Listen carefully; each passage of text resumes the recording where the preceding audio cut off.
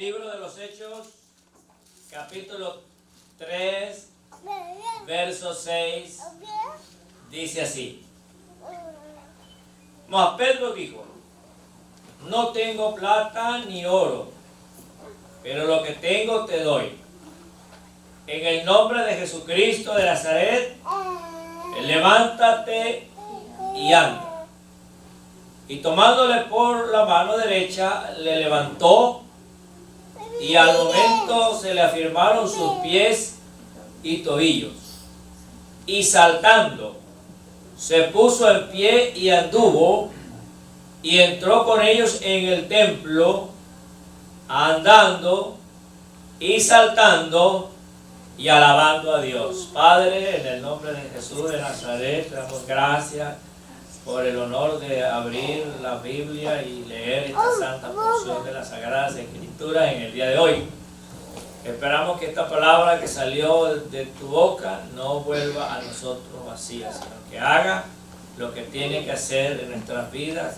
Y si hay que conmover los corazones para arrepentimiento, que podamos arrepentirnos, que si hay, Señor, un propósito para reformar y elevar nuestra fe, así se logre. Señor Jesucristo, el propósito tuyo en esta preciosa mañana se cumpla en cada uno de nosotros, los adultos, los jóvenes, los niños, las mujeres, los hombres.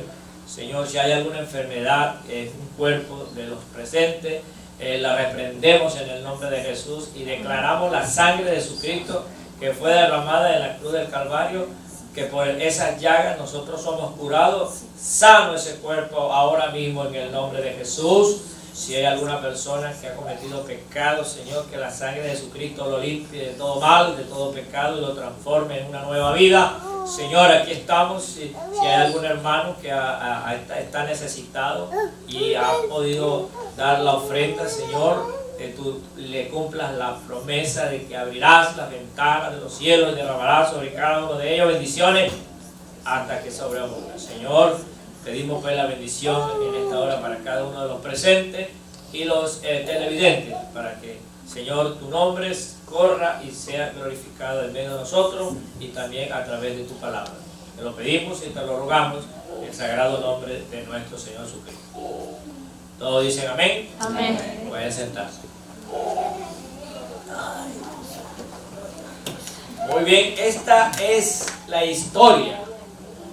Hay que ver lo que voy a decir. Esta es la historia de un hombre que recibió mucho más de lo que pidió.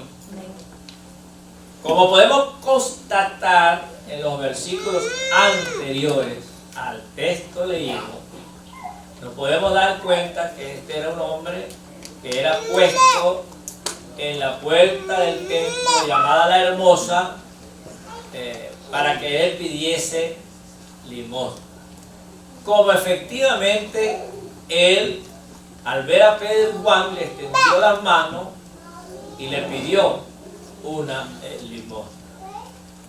La limosna, según la gramática de la Real Academia Española, significa una donación a las personas que están necesitadas. Es una donación voluntaria. Por ser voluntaria, pues puede ser muy mínimo. Y según los términos hebreos, una limosna era lo que en la ley de Moisés decía que se le tenía que dar voluntariamente a las viudas, a los huérfanos, a los necesitados, viudas, huérfanos, ancianos y extranjeros.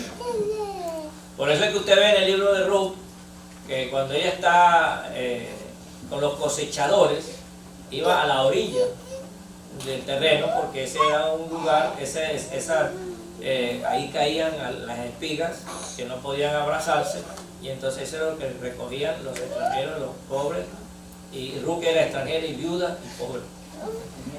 Tenía las tres M. Bueno, y esto es lo que este hombre estaba ahí, y esto fue lo que este hombre le pidió a los apóstoles. Pero mire, si ustedes se dan cuenta que este hombre, al verlos, a Juan y a Pedro, yo digo y especulo, que lo escaneó y se dio cuenta que estos no eran hombres de mucho dinero. Por eso dice el narrador Lucas que extendió la mano hacia ellos, esperando de ellos cualquier cosa. Es decir, menos que una limosna. Es lo que él esperaba de estos hombres. Es lo que él estaba pidiendo. Una limosna. Algo menos que limosna. Pero gracias a Dios que para ese tiempo habían dos hombres llenos del Espíritu Santo. Que aunque no tenían oro ni plata, ni cuentas en el banco, tenían algo mucho más precioso, que era el poder de Dios para hacer milagros. Fue por eso que este hombre, Pedro, con autoridad, le dio la mano y lo levantó. Y por eso fue que ocurrió lo que ocurrió. Sus pies se enderezaron, sus tobillos se afirmaron, y este hombre, que tenía 40 años, una generación entera, 4 décadas, imaginándose y haciéndose fantasías, si yo caminara, como veía él a sus parientes más cercanos, que lo veía desde niño saltar, correr, y él ahí sentado, imaginándose, si yo pudiera caminar, si yo pudiera correr. Le llegó la juventud, e igual haciéndose fantasías en la mente. Eso te lo estoy diciendo como especulación, porque es lo más natural que una persona así, con esa incapacidad, se pueda imaginar. Si yo caminara, jugara soccer, si yo caminara, fuera a la escuela, si yo caminara, yo manejaría, si yo caminara, tendría la mejor novia del barrio. Él era un hombre que sufría discriminación por no caminar, porque para ese tiempo ser menos válido, vamos a llamarlo así, porque así se le decían inválidos, ser menos válido, no lo ocupaban para nada. Muy diferente ahorita, que hasta algún gobernador tenemos una silla de ruedas. Pero para esto era el destino de los menos válidos, o menos capacitados, o con facultades especiales, se le llama ahora, más bonito, ¿no? Era para pedir limosna. Bueno, llegó el día de que ese sueño se hiciera realidad. Le llegó el día en que él por fin pudo caminar. Ya no era una fantasía, era una realidad. Entonces pregunto yo, ¿qué pedía? Limosna. ¿Qué recibió? El tesoro más grande de su vida, poder caminar. Un día uno de nuestros profesores le decíamos el loco Montilla, pero de loco no tenía nada. Nos dijo, ¿cuántos de ustedes son millonarios? Bueno, nosotros somos realistas, y ninguno levantó la mano. Y le voy a decir, dice él, le voy a decir que todos ustedes debieron levantar la mano, porque todos ustedes son millonarios. Y uno se miraba casi, ¿dónde estarán los millones? Y dice, bueno, le voy a dar una prueba de que ustedes son millonarios. Supongamos que yo le quiero comprar a ustedes un ojo y le ofreciera por uno de sus ojos 5 millones. ¿Cuándo de ustedes me vendería un ojo por 5 millones? Ninguno era capaz de venderle un ojo por 5 millones. Y digo, ya usted se da cuenta que ustedes son millonarios, porque su ojo no vale mucho más que 5 millones. ¿Cuánto más valen los dos ojos? Mucho más del doble de lo que uno se imagina. Entonces por eso él decía, por sus ojos ya ustedes son millonarios, porque eso es lo que quitaría cualquier rico, cualquier ciego en la vida. Tener la facultad de poder ver. Igualmente el paralítico, más grande y el más grande tesoro de su vida era la facultad de poder caminar. Por eso digo yo que este hombre recibió mucho más de lo que pidió. Y personajes como estos, usted va a encontrar muchos en la Biblia. Yo voy a hablar de uno solo, porque me pasaría todo el día de hoy para hablar de hombres bíblicos, tanto hombres como mujeres que recibieron mucho más de lo que pidieron. Bueno, y voy a mencionar pues al padre de la fe. ¿Se acuerdan? Abraham. Padre de la fe se encontraba en Génesis capítulo 15, ya vuelto un millonario, ya con muchas propiedades. Y entonces, vea como dice así en el versículo 1: después de estas cosas vino la palabra de Jehová a Abraham en visión, diciéndole: no temas, Abraham, yo soy tu escudo y tu galardón será sobremanera grande. Y entonces mire lo que le respondió Abraham: Señor Jehová, ¿qué me darás, siendo así que ando sin hijos? Y el mayordomo de mi casa es ese Damaseno, Eliezer. Dijo también Abraham: mira que no me has dado prole. Eso quiere decir, no me has dado un hijo. No me has dado prole. Y aquí que será mi heredero un esclavo nacido en mi casa. Esto lo dijo el padre Abraham porque él vivía en la época donde la Constitución Universal era el Código de Hammurabi. Y según el Código de Hammurabi, dice que si un noble, en ese caso así era el padre Abraham por sus riquezas y por sus propiedades, si un noble moría sin tener un hijo varón de su primera esposa, fíjese usted cómo era el código, de su primera esposa, la herencia la recibiría el esclavo mayor nacido en su casa. Entonces Abraham no tenía hijo en su esposa Sarai, y él veía que todas sus propiedades, siendo así como estaban las cosas, si llegase a morir, entonces no le heredaría un hijo, así fuese el hijo de la esclava o de la segunda o de la tercera esposa, porque la ley decía que era el primer hijo de la primera esposa, y la primera esposa y única esposa que tuvo Abraham era Sara, y no había hijos en él. Entonces nuestro padre Abraham le pide en esa ocasión un hijo. ¿Qué le pidió? ¿Qué le pidió? Un hijo. ¿Qué es lo que pidió? Y fíjense usted la respuesta de nuestro Dios. Verso 5. Y lo llevó fuera y le dijo: mira ahora los cielos,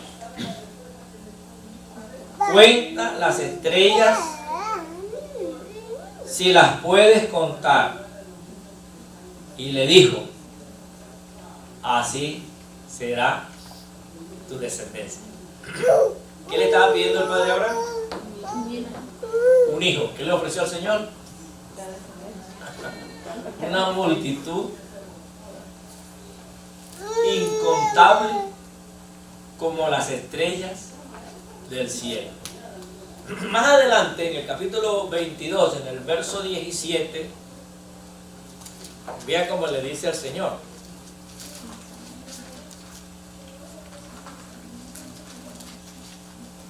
de cierto, dice, de cierto te bendeciré y multiplicaré tu descendencia como las estrellas del cielo, y ahora dice, como la arena del mar. Dice, como la arena que están a la orilla del mar. Y tu descendencia poseerá las puertas de tus enemigos. Y por último, como dice la ñapa, y en tu simiente serán benditas todas las naciones de la tierra, por cuanto obedeciste a mi voz. Entonces vemos cómo aquí le refuerza a Dios su promesa, porque le está prometiendo dos tipos de generaciones incontables. Una generación como las estrellas del cielo y una generación como las arenas que están a la orilla de la mar. La arena de la orilla de la mar es incontable y las estrellas del cielo, es más, no del cielo, sino de los cielos, porque según la Biblia hay 3 cielos. Entonces estamos hablando de las estrellas de los cielos, que son incontables. Esa es la promesa que el Señor le dice. Entonces le está prometiendo una generación celestial y le está prometiendo una generación terrenal. La generación terrenal son los israelitas, según el hijo de la promesa, que es Isaac. Y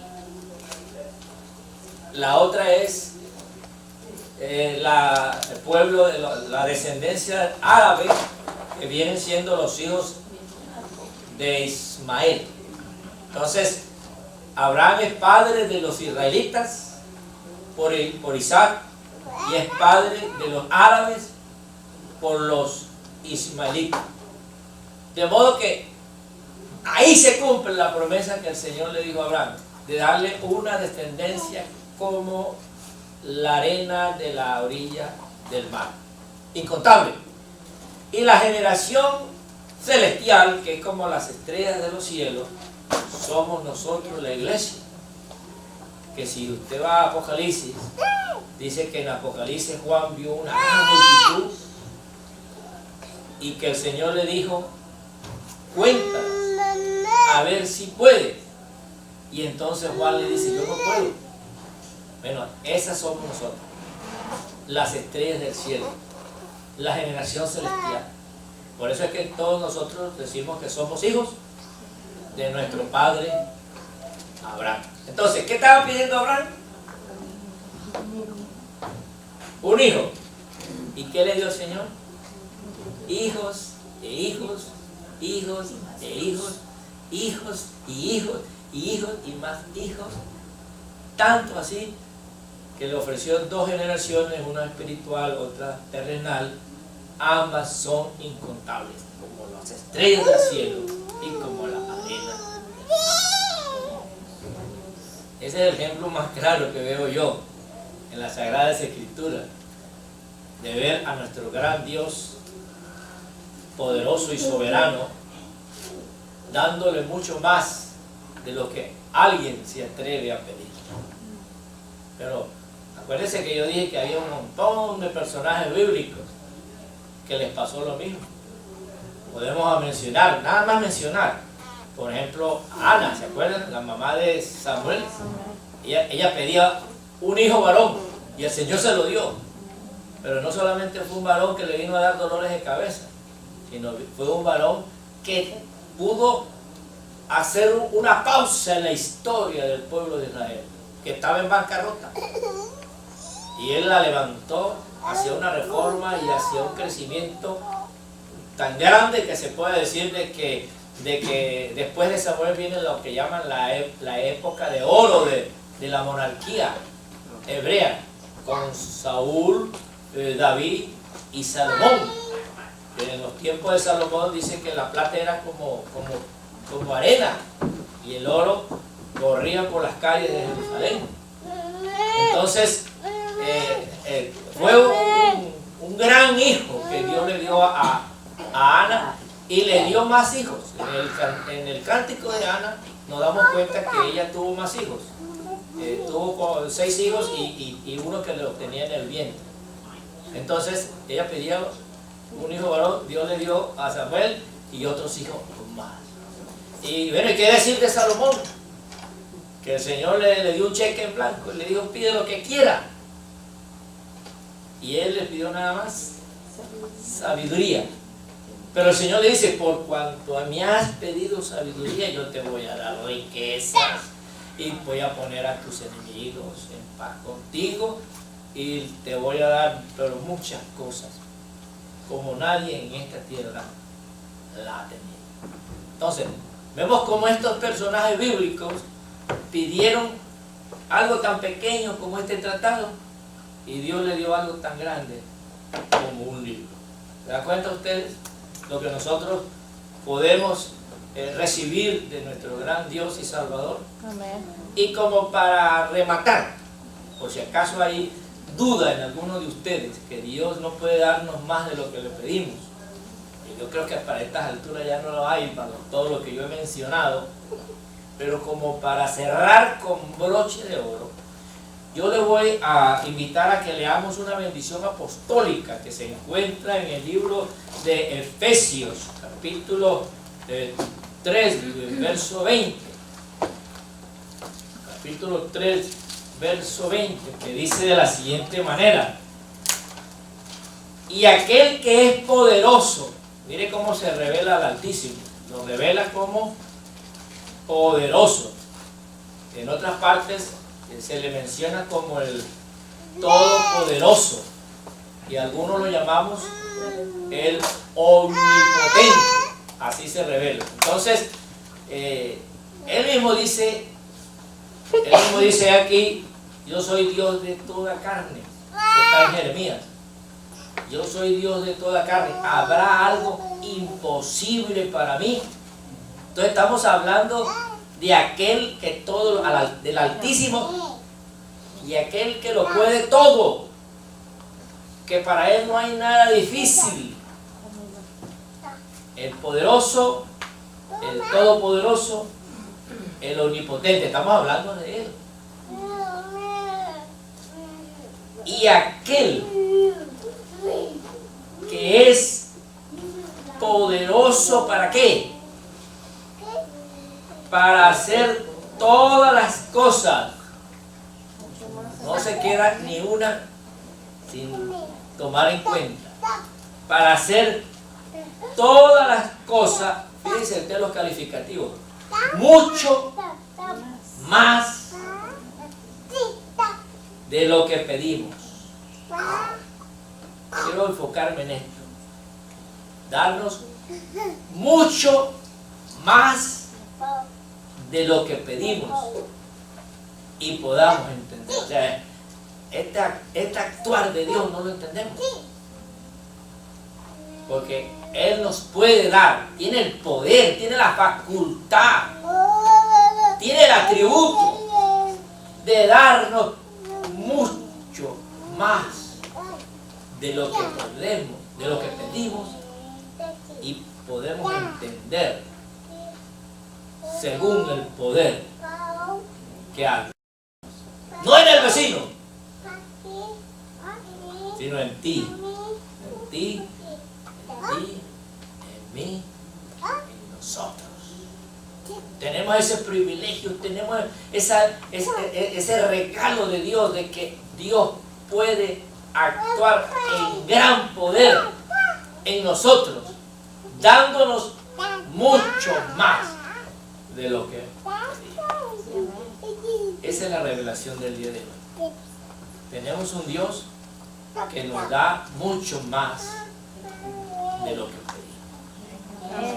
La pregunta del millón de dólares: si tenemos un Dios que tiene el poder y la facultad para darnos mucho más de lo que pedimos, porque no tenemos nada.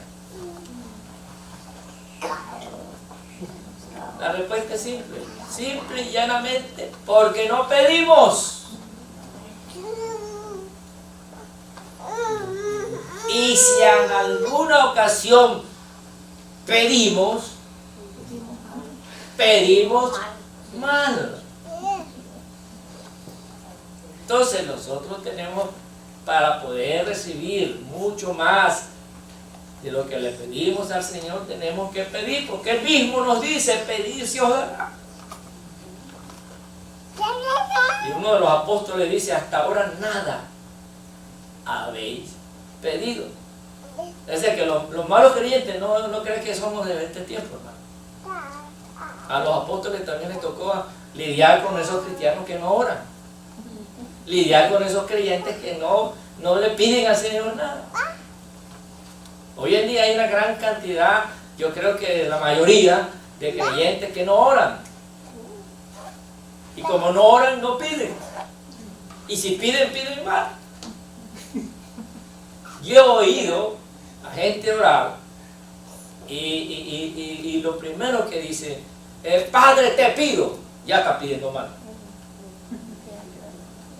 Sí, porque Dios no es un muchachito de mandado para hacer de nosotros lo que de una vez como si le mandáramos. Señor, te pido, ¿qué estás pidiendo nada?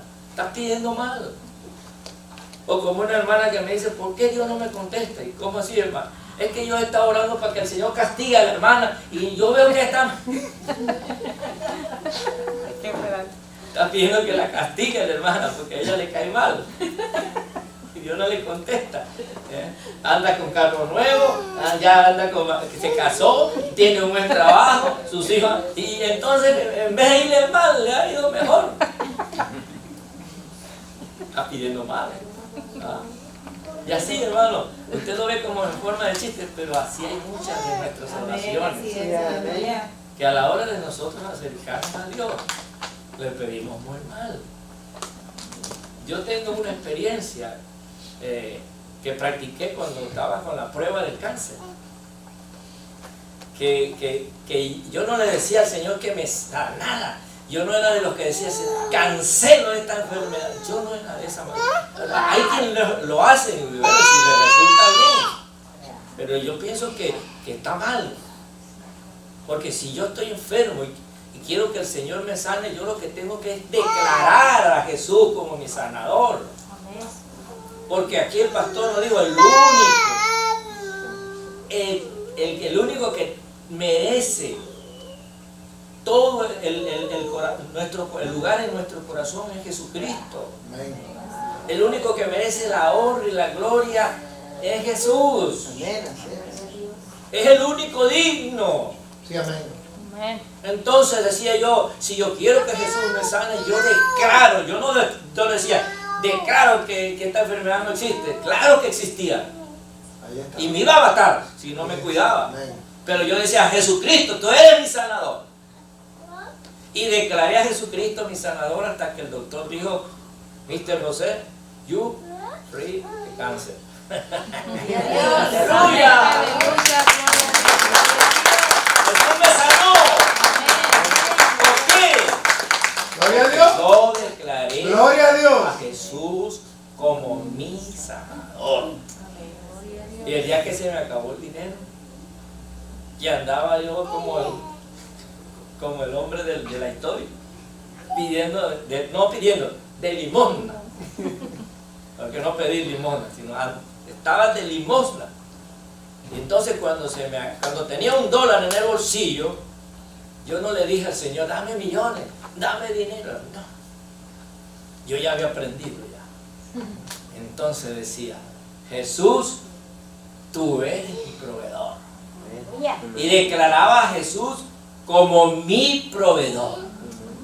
¿Y sabe qué ocurrió? Dios me proveyó todo lo que necesitaba.